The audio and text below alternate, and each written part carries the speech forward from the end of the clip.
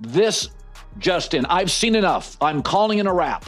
The Herd newsroom is calling it in Ohio. By a landslide, Shedeur Sanders should be starting. We are calling Ohio as the projected winner. Shedeur can make his rise once we get into live practices. Yeah. Training camp primarily, but I think even in mini camp, things will heat up at the end of this month. You know, a little more defensive pressure, although there's no pass rush. There's more defensive secondary pressure and all that.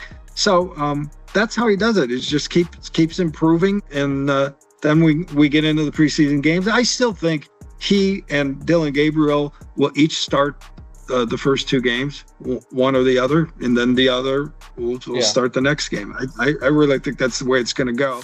Big news out of Cleveland. Shedeur Sanders is making headlines once again. This time, it's not just hype. Reports suggest he could be suiting up as a starter in the preseason games. While the Browns haven't locked in their starting 11 just yet, there's serious buzz around the quarterback position. Insider Tony Grossi and Colin Cowherd says it's almost certain Shedeur will start in either the first or second game. Is this the beginning of a new era in Cleveland? Former NFL wide receiver James Jones also didn't mince words when asked about Shedeur Sanders. He sees him as the undisputed future starter for the Cleveland Browns, but he also made it clear there's a process Shedeur has to follow. According to Jones, the first step is simple but critical. He has to show up and show out during his preseason appearances. That's his first stage, Jones said. He's got to let the coaches, the fans, and most importantly the locker room know he belongs. The second step? Opportunity. Jones emphasized that Shedeur has to be ready to seize the moment if it comes, whether that's due to a dip in form from a current starter or an injury. When that door cracks open, Jones added, you don't knock, you kick it in. So while the talent is undeniable and the momentum is building, the path to QB1 is one Shedeur has to walk with patience, preparation, and hunger. The spotlight's already on him. Now it's about what he does with it. When you get your opportunity, however this opportunity may present itself, when you get those reps, you have to make the most of those opportunities. So how he gets on the field is showing, hey, man, you got an old veteran quarterback, right, that's probably not going to win you a Super Bowl in Joe Flacco, and you've seen me ball out in preseason. That's the first step. All right, the second step is once you get into the regular season and you make this football team, you either need these dudes to play bad. When I say these dudes, I mean Kenny Pickett, because I think you're going to be better than Dillon Gabriel. You need Kenny Pickett to play bad or, God forbid, have an injury, and that is how he will get on the football field and start a game. But I think this is an uphill battle. He has to play well, start number one. And to start a game, it's going to have to be some injuries or it's going to have to be some quarterbacks. On the other hand, Colin Cowherd brought receipts to the debate, and they all point to Shedeur Sanders. Citing statistics from the OTAs, Cowherd argued that Shedeur has been the most efficient quarterback in the entire Browns camp. Completion percentage, pocket presence, and decision-making, Shedeur is checking every box. According to Cowherd, this isn't about potential anymore, it's about production. And based on what we've seen so far, Shedeur isn't just keeping up, he's setting the standard. In Cowherd's words, Cleveland shouldn't wait. If you've got the guy, play the guy. And right now, Shedeur Sanders is the guy. Despite the fact that Shedeur Sanders had the fewest attempts, he was the most efficient and most productive with the fewest reps.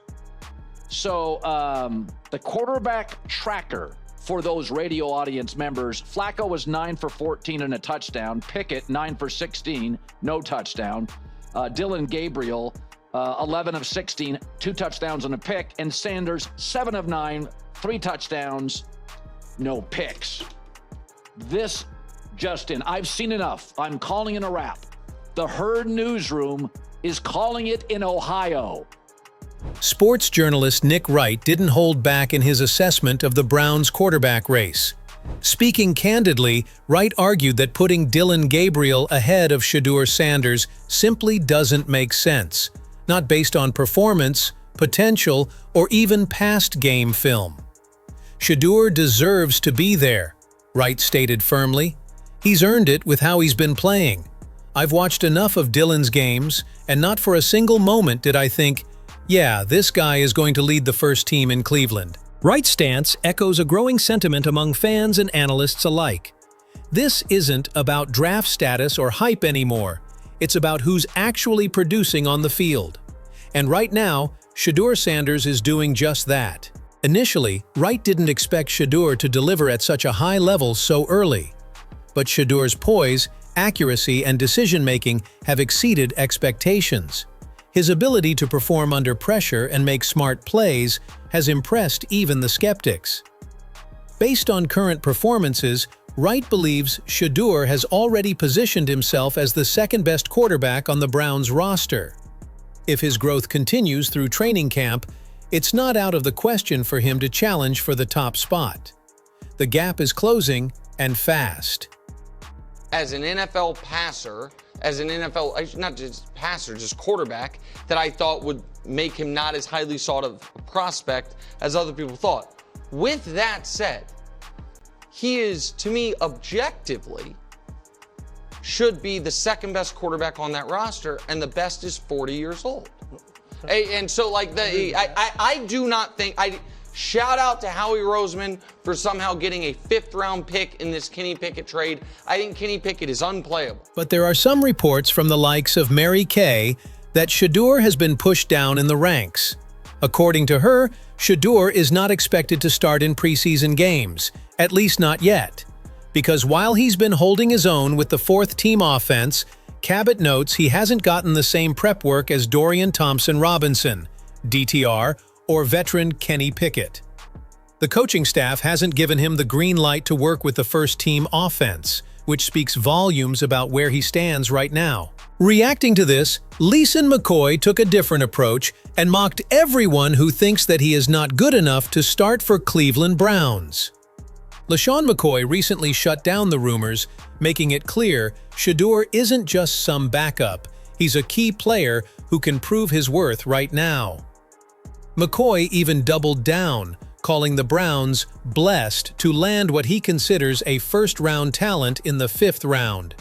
He dismissed the idea that Shedeur needs to earn the starting job, hinting that the rookie might already be the best QB in the room. Nick Wright didn't hold back. He went as far as to say that if a rookie is chosen to start and it's not Shedeur Sanders, it would be a clear indictment of Shedeur's performance and readiness. He emphasized that this is Shedeur's moment to make his mark, and the path forward is simple: dominate in training camp and shine in the preseason. According to Wright, if Shedeur wants to earn that starting role and prove he belongs under center when it really counts, he has to leave no doubt before the regular season kicks off. The opportunity is there. It's up to Shedeur to seize it. On the other hand, one of Nick Wright's panelists, a former NFL player, came out firmly in support of Shedeur Sanders. He didn't mince words, stating outright that Shedeur is simply better than Dillon Gabriel at this point. From mechanics to decision-making to poise under pressure, the former pro argued that Shedeur checks more boxes and has shown more upside during the OTAs. He went on to say that if the Browns are serious about putting their best quarterback on the field, then Shedeur should be the one to start. All right, who do you think sees the field first?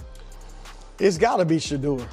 Like, Gabriel is, even the projections were career backup at best. Occasionally might start in the right situation. Shedeur, at least the potential is there to be a starter. And virtually everyone going into the draft believed that. And now, obviously, when he fell in the draft, that's for question. But it's a tough assignment, especially for a young QB still finding his footing at the pro level. So, while the ownership's enthusiasm is clear, the coaching staff may prefer to ease Sanders into the spotlight a bit more gradually. At some point, Haslam's going to come down and say, play Shedeur Sanders, because this is not a great team. So my guess is Joe Flacco wins the starting job. He's the most NFL ready to play. Joe can win you a game or two. And the first 4 weeks, the staff is going to tell him, Shedeur's not ready, Shedeur's not ready. My guess is they go 0-4, maybe they go 1-3. Haslam's going to come down on Sunday, October 5th. And he says, I want Shedeur to play against Minnesota. And the staff's going to say, we're in London. It's rough. Just give us 1 more week. We don't want Shedeur having to go overseas. It's a big ask. The real turning point, Cowherd adds, could come down to veteran quarterback Joe Flacco. If Flacco stumbles in his early starts, especially if mistakes begin to pile up, the door could swing wide open for Shedeur. But if Flacco holds steady and performs well, Sanders may need to stay patient just a little longer before getting his shot. Now,